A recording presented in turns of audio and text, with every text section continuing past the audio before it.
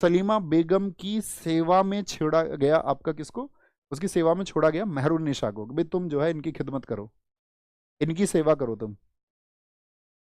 तो वो सेवा करने लगी सलीमा बेगम की, और वहीं पर जाकर के उसको सलीमा बेगम उससे प्रभावित हुई।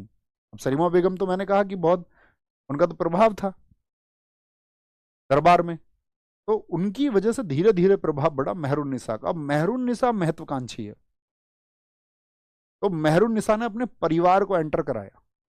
अपने परिवार को एंटर कराने का मतलब है नेपोटिज्म, भाई भतीजावाद, मेरा भाई भी यहीं रहेगा, मेरे चाचा भी यहीं रहेंगे, मेरे ताऊ भी यहीं रहेंगे, पापा भी यहीं रहेंगे, मम्मी भी यहीं रहेंगी, सबको दरबार में बुला लिया उसने। अब जब सब लोग दरबार में आ गए तो इसी को बोलते नूर जहां गुट। अब भैया फिर इसकी मेहरुन्निसा से शादी कैसे हुई, तो नवरोज का त्योहार था। प्रेम कहानी को थोड़ा महसूस कर सकते हैं आप भी। नवरोज के त्योहार पर पहली बार जहांगीर ने इसे देखा नूर महली वस्त्र पहने हुए। इसकी अपनी डिजाइनर मतलब ऐसा समझो तुम, ये डिजाइनर थी, इसने ड्रेस पहन रखी थी नूर महली, खुद ही नाम रखा का अपनी ड्रेस का, कि भाई इसके पिता तो मैंने कहा ना अच्छे पद पर थे अकबर के टाइम से। चिकनकारी की ड्रेस पहनी हुई थी इसने। बड़ा अच्छा क्वेश्चन पूछा है, यूपी पीजीटी एग्जाम में पूछा गया था कि नूरजहां किस प्रकार के वस्त्र पहनती थी। चिकनकारी वस्त्र इसने पहने हुए थे। अब उसका दिल आ गया, पहली नजर का प्यार, हमने तुमको देखा और तुम हमारे हो गए और हम तुम्हारे हो गए। तो जहांगीर ने तो भैया ऐसा बोल दिया कि शादी तो इसी से करनी है, और फिर इससे शादी कर ली। मतलब पहले सलीमा बेगम की सेवा में आई, वहां नवरोज में देखा किसने, जहांगीर ने, और जहांगीर ने फिर शादी कर ली इससे, क्योंकि जहांगीर शासक है। तो इसने भी ठीक बोला, ठीक है कोई दिक्कत नहीं। 34 ईयर्स की एज में इसकी शादी हुई थी मेहरुन्निसा की। इसके पिता, इसके पिता का नाम क्या है, पिता का नाम है, लिख लीजिए कभी, ऐसे कंफ्यूज होने वाली चीज है नहीं कोई। मेहरुन्निसा, पहले इसको छोटा शब्द लिख लें इसका। तो जब इससे इसने शादी की, खूबसूरत तो थी ही, तो इसको जहांगीर ने कहा तुम नूर जहां हो, नूर ए जहां, पूरे जहां की रोशनी, तुम नूर महल हो, इस महल की रोशनी हो। प्रेम में आदमी थोड़ा हो ही जाता है, ऐसे शब्दों का इस्तेमाल करता ही है। नूर जहां, नूर जहां, और नूर महल, पूरी दुनिया की रोशनी इसको बता रहा है। सूरज चंदा सब इसको फीके लग रहे हैं कि तुम हो नूर जहां। तो यहाँ पे लिखना, क्योंकि मेहरुन्निसा एक बड़ा नाम हो जाएगा, तो लिखें नूर जहां के पिता। ये इसका कोई नाम नहीं है, याद रखेंगे टाइटल है इसका। नूर जहां का पिता जो था उसका नाम है एतमा उद्दौला, एतमात उद्दौला, ठीक है। नूरजहां का भाई, नूरजहां के भाई का नाम है आपका, उसका नाम था आसफ खान, आसफ खान। ये इसका गुट बनेगा एक। नूरजहां की माँ, नूरजहां की माँ, उसका नाम है असमत बेगम, असमत बेगम। अब जहांगीर तो दीवाना हो चुका है, और दीवाने आदमी के डिसीजंस तो तुम्हें पता ही है कैसे रहते हैं। आप ये समझिए कि नूरजहां की स्थिति इन दिनों पर यह थी कि नूरजहां के नाम के सिक्के ढाले जाते थे। डायलॉग है ना, अगर होती मेरे पास एक दिन की भी बादशाहत तो तुम्हारे नाम के सिक्के मेरी सल्तनत में चलते। वो जहांगीर ने करके दिखाया। उसने कहा भैया इनके नाम के भी सिक्के जाएंगे। जितने भी आदेश पत्र होते थे उन सभी आदेश पत्रों पर नाम होता था आपका, मतलब जो ऑर्डर जारी होंगे तो वो सारे के सारे ऑर्डर जारी होते थे नूरजहां के नाम से, लिखा होता था नूरजहां बेगम बादशाह। तो इतना उसका प्रभाव हो गया, कोई भी ऐसा डिसीजन नहीं था जो बगैर नूरजहां के हो पाए। तो नूरजहां की महत्वाकांक्षाएं यहाँ पर बढ़ी। तो नूरजहां की जब महत्वाकांक्षाएं यहाँ पर बढ़ी तो उसने एक ड्रीम देखा, और वो ड्रीम था उसका, क्योंकि जो शेर खां है, अली कुली खां, शेर खां और मेहरुन्निसा की एक बेटी थी। तो लिख लेना यहीं कहीं किनारे पे, आप अपनी कॉपी में लिखें। शेर खां और नूरजहां की बेटी का नाम था लाड मलिका। तो ये चाहती थी कि भाई लाड मलिका की शादी हो खुसरो से। ठीक है, खुसरो से। लेकिन खुसरो की स्थिति उसके समय पर ये बोला गया कि भाई खुसरो की तो ये स्थिति नहीं है, उसको तो बाद में मरवा दिया गया था, अंधे आदमी, तुम इसको क्यों बिठाओ। उन्होंने कहा देखो जहांगीर पक्ष में है शाहजहां को गद्दी पर बिठाने के, तुम लाड मलिका की शादी करवाओ शाहजहां से, खुर्रम से। खुर्रम माना नहीं इस बात के लिए। तो तब उसकी मजबूरी हो गई कि, क्योंकि वो चाहती थी कि राज परिवार की किसी स्त्री से पैदा पुत्र से उसकी शादी हो, लेकिन बाद में मजबूरी ये बन गई जब कोई और तैयार नहीं हुआ तो शहरयार से शादी कर दी गई। शहरयार। लेकिन शहरयार की जो माँ थी वो तो राज परिवार से नहीं थी, उसको तो कहा जाता वो जहांगीर की एक आपका रखेल, ये कहा गया कि जहांगीर की रखेल से उत्पन्न पुत्र से मेहरुनिसा ने अपनी बेटी लाड मलिका की शादी करा दी। अब उसका सिर्फ और सिर्फ एक ड्रीम प्रोजेक्ट था कि कैसे भी करके अपने दामाद शहरयार को गद्दी पे बिठाना है, शहरयार गद्दी पे बैठना चाहिए। लेकिन जहांगीर किसको गद्दी पे बिठाना चाहता है? खुर्रम को। तो कॉन्ट्राडिक्शंस होंगे नहीं होंगे? आप कहेंगे हाँ जी बिल्कुल होंगे। तो सबसे पहले तो इसने सोचा कि भाई इस खुर्रम को ही अपने ग्रुप में ले लो। तो जो खुर्रम को इसने अपने ग्रुप में लिया, इसको बोलते हैं चौथा खुर्रम।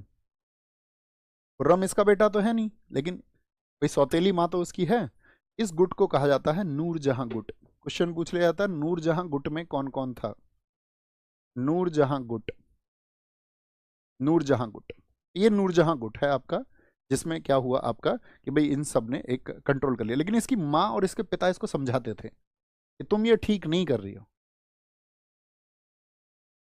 तुम जो इस तरह की चालाकियां कर रही हो एक दिन तुम मारी जाओगी। इसने कहा ठीक है कोई नहीं देख लेंगे। तो कहते वो तो इसको थोड़ा कंट्रोल करके रखते थे। लेकिन 1621 और 1622 में इसके माता और पिता दोनों की मौत हो गई, यानी इसको समझाने वाले दोनों लोग एक्सपायर हो गए। और 1620 वो समय है जब जहांगीर की तबीयत खराब रहने लगी। जहांगीर आराम से लेट रहता है ऐसे, कहता यार हमने तो बादशाहत नूरजहां को दे दी है, मतलब इतने कंफर्ट में, इतने आराम में।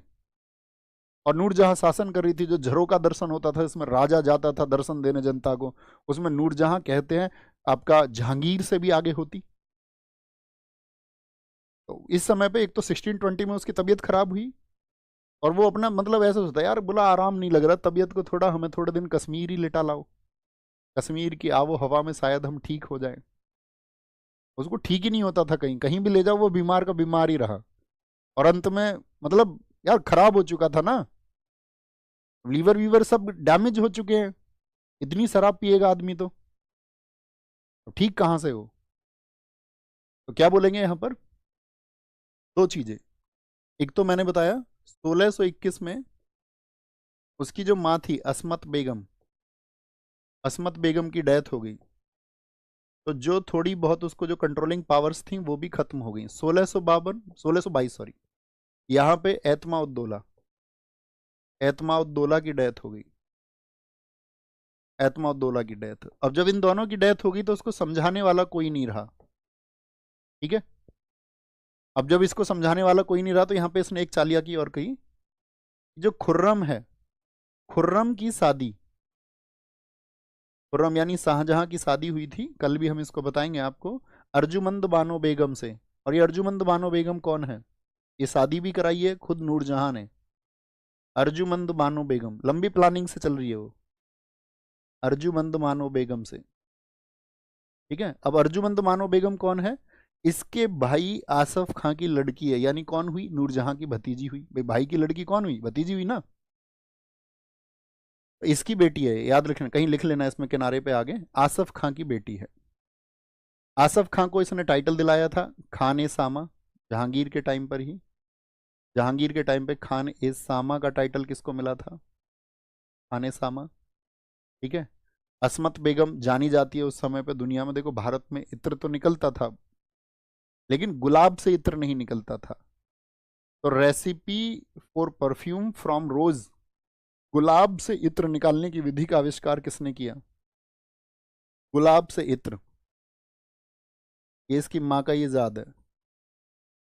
गुलाब से इत्र, perfume from rose, perfume from rose. Itmad Uddaula Itmad Uddaula का साथी सबसे इंपॉर्टेंट है, इसके नाम से बनवाया मकबरा। एतमा उद्दौला का मकबरा कहाँ पर है, कौन बताएगा? ये मैं आपको फ्राइडे की क्लास में बताऊंगा, सब पिक्चराइजेशन साथ में कि भाई क्या क्या इसमें है। एतमा उद्दौला का मकबरा, एतमा उद्दौला का मकबरा, इसी को बोलते हैं बेबी ताज, बेबी ताज। और ये भारत की पहली ऐसी इमारत भी है जिसमें सफेद संगमरमर का इस्तेमाल हुआ। यानी ताजमहल तो शाहजहां ने बनवाएगा बाद में, तो ताजमहल से भी पहले जो व्हाइट मार्बल है, सफेद संगमरमर का इस्तेमाल इसमें हो चुका था। ताजमहल में जो शैली इस्तेमाल हुई है पित्रादुरा, पूछा जाता ताजमहल में कौन सी शैली, मतलब उसकी दीवारों को जो सजाया गया, जो वहां पर उसको कार्नेट किया गया, अलंकरण हुआ उसका, वो हुआ है पित्रादुरा शैली से। तो वो पित्रादुरा शैली सबसे पहले किसमें, इसी में इस्तेमाल हुई थी। तो ये हम फ्राइडे वाली क्लास में बहुत अच्छे से लिखेंगे, ठीक है? बात क्लियर है? आगे बढ़े। तो ये क्या है, इसका फैमिली ट्री है, और इस फैमिली को इसने जो है बहुत मजबूत किया। और इस मजबूत करने के बाद में आपका क्या हुआ कि ये आपका, मैंने कहा कि कमान संभालने ही लगी। जहांगीर एकदम से कमजोर हो गया था, लेकिन खुर्रम को इस बात का अंदेशा हो गया था कि भाई ये जो है राजा बनाना चाहती है इसको, शहरयार को। तो इसीलिए फिर इनके गुट से सबसे पहले खुर्रम अलग हुआ। तो बाकी तो नहीं अलग होंगे, ना भाई ना माता पिता, उनकी तो डेथ ही हो गई। तो भाई इसका साथी रहा, और इसके गुट से अलग हुआ कौन? देखो फंसेगी कहां पर नूरजहां। नूरजहां फंसी इस बात पर क्योंकि वो क्या सोच रही थी कि शाहजहां की शादी करवा दूं अपनी भतीजी से। तो किसका दामाद हो गया खुर्रम? तो खुर्रम अभी दामाद हो चुका है आसफ खान का। और उधर नूरजहां सपने किसके लिए देख रही है? लार्ड मलिका के पति शहरयार के लिए, यानी वो अपने दामाद के लिए सपना देख रही है। तो भाई साहब, क्या आसफ खान अपने दामाद के लिए सपना नहीं देखेगा? उसका भी तो दामाद है। और वहां पर पॉजिटिव पॉइंट ये है कि बहुत सारे सरदार इस बात को जानते हैं कि जहांगीर शासक बनाना चाहता है खुर्रम अर्थात शाहजहां को, तो पलड़ा किसका मजबूत हो जाएगा? और यही भूल भारी पड़ गई नूरजहां को, जो शादी करवाई है उसने। वो सोच रही थी मेरा कंट्रोल में रहेगा भाई आसफ खां, लेकिन आसफ खां का लालच जाग गया। स्वार्थ कब किसका जाग जाए? दुनिया में सारे लोग ऐसे थोड़ी हैं कि भाई जो अभी शब्द कहे हैं उनको उनको आजीवन निभाएंगे। तो उसको लगा कि भाई बेटर चॉइस ये है, तो उसने पाला बदल लिया। तो बहुत सारे विद्रोह हुए, जिसमें इस समय पे आपका जहांगीर का सबसे करीबी व्यक्ति था महाबत खान। 1626 याद रखना। 1626 में महावत खान ने देखा कि भी ये दरबार में चल क्या रहा है, सब कुछ तो नूरजहां कंट्रोल कर रही है। महावत खान ने विद्रोह किया, विद्रोह किया। इसने बोला चाचा जहांगीर तुम भी किसी काम के नहीं निकले। महावत खान ने विद्रोह किया, तो बात बनेगी नहीं। तो उसने जहांगीर को ही कैद कर लिया। अब एक मजबूत कमांडर था उस समय के, एक अच्छा सेनापति था, और काफी दिन तक इसने जहांगीर को अपनी कैद में रखा। ये समझ गया कि भाई ये तो नूरजहां तो सब कुछ अपने कंट्रोल में कर लेगी। और बाद में नूरजहां ने जब इसके खिलाफ कार्यवाही की, तो यही वो मौका है जब उसने बताया खुर्रम को, यानी शाहजहां को बताया कि भाई ये तो शहरयार को शासक बनाना चाहती है, तुम्हारे भाई को, तुम्हारी गद्दी पे तुम्हें देखना ही नहीं चाहती। तो ये गुट फिर बना कैसे? आपका खुर्रम किसके पक्ष में हो गया? वो भी हो गया महाबत खान के पक्ष में। और प्लस में इसका जो ससुर था आशफ खान, यानी नूरजहां का भाई, वो भी पहुंच गया महाबत खान के साथ में। तो उनका जो गुट है वो एक मजबूत गुट हो गया, क्योंकि एक बेहतर कमांडर थे उस समय के दोनों। और नूरजहां इसमें कहते हैं अकेली पड़ गई, शहरयार बहुत बड़ी शक्ति नहीं था। और फिर उन्होंने कैद कर लिया नूरजहां को उल्टा। नूरजहां कैद में ही रही थी बाद में बहुत समय तक, 1645 में उसकी डेथ हुई, 1645 में। तो 1626 में महाबत खान ने विद्रोह किया था। याद रख लेना, महावत खान, सॉरी महावत खान लिख लेना कहीं किनारे पे। बाद में शाहजहां से मिल गया था, यानी खुर्रम लिखें या शाहजहां लिखें? शाहजहां से मिल गया था। इनकी ट्रीटी किससे हो गई? मिल गया था। याद रखेंगे छोटी सी बात को, इतनी सी बात में तो कोई दिक्कत ही नहीं किसी को। महरुनि सागर चैप्टर क्लोज हो गया। 1626 1627 तक वो गद्दी पर ही रहा, 1627 उसका अंतिम समय है।